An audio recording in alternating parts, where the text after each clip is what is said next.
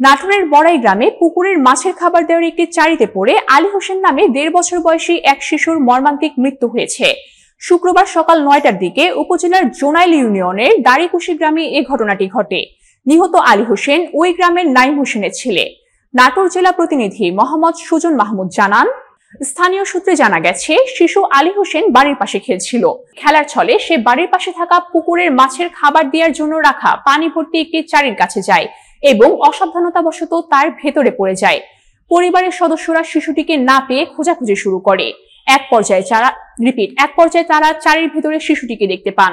প্রতিবেশীদের সহায়তায় শিশুটিকে উদ্ধার করে স্থানীয় একটি বেসরকারি হাসপাতালে নেওয়া হলে কর্তব্যরত চিকিৎসক তাকে মৃত ঘোষণা করেন। শুক্রবার বিকেল 3টায় দাড়িকুশি কবরস্থান মাঠে শিশুটির জানাজা শেষে তাকে দাফন করা হয়। একমাত্র সন্তানকে হারিয়ে বাবা মা ও স্বজনদের কান্নায় এলাকায় শোকের ছায়া নেমে এসেছে।